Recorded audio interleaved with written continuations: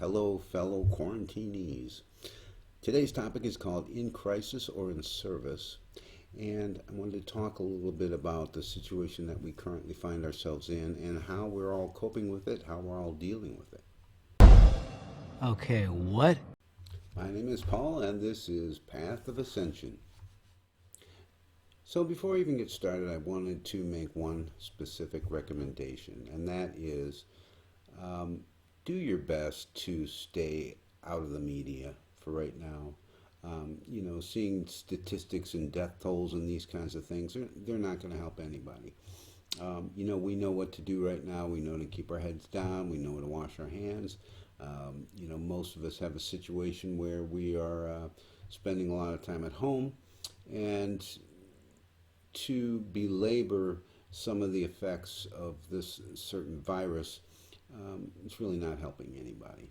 So let's just start there. Thanks for clearing that up.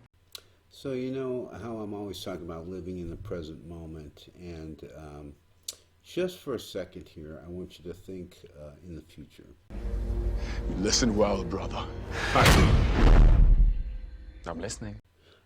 I want you to think about, in a few months when you look back on this, how you envision your response to it, and whether you did what you wanted to do, and whether you reacted the way you wanted to react, and whether you took advantage of the time that you were locked inside your house. So envision that for a second, and then let's talk about where we're at and what we can do. It's baby. It's Scott. As a baby. Somebody peed my pants. Shit. Right? It may not look exactly like you want it to look, but remember now and in the moment, we're back in the moment now. You have the power to change and to do exactly what you want to do, so that in a few months when you look back on this, you will say, that was the right thing to do. What is your job exactly besides making balloon animals? Protecting your reality, douchebag. Well, first off, if you are in crisis, you're really struggling with this, and you really need to talk this out with somebody, I'm going to leave my email address in the comment box below, and feel free to email me. Maybe we can arrange a time to talk.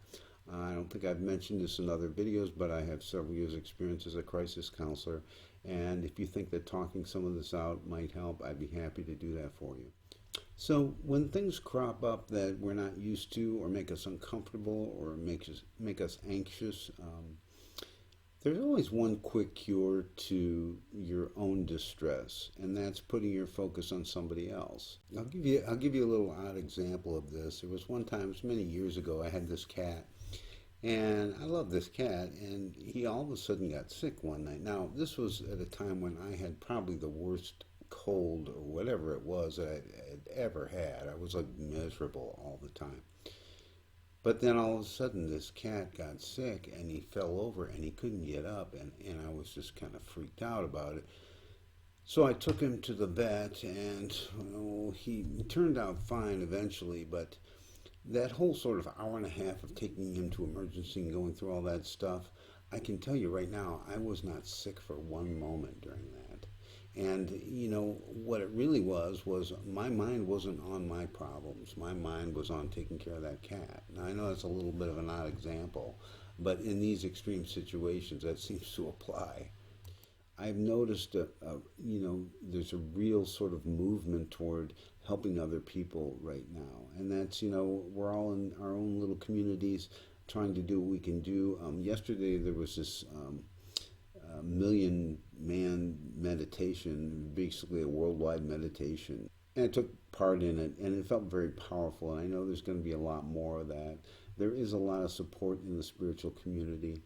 And I think the more that we help focus on somebody else's issues, some struggles that they're having, a lot less we dwell on our own issues.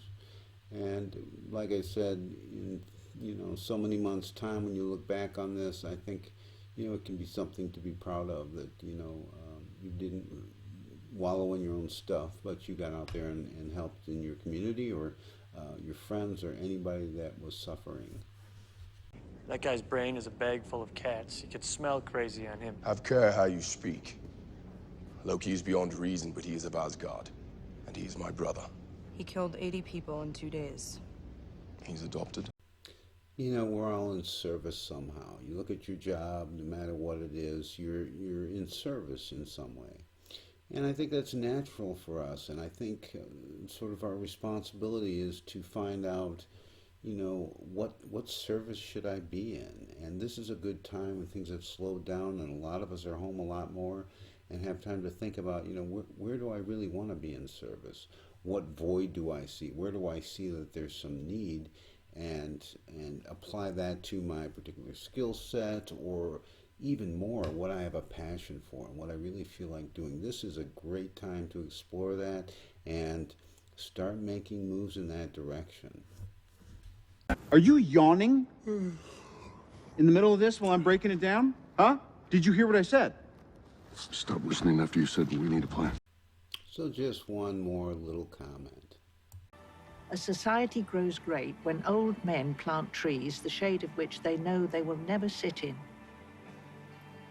Good people do things for other people. That's it, the end.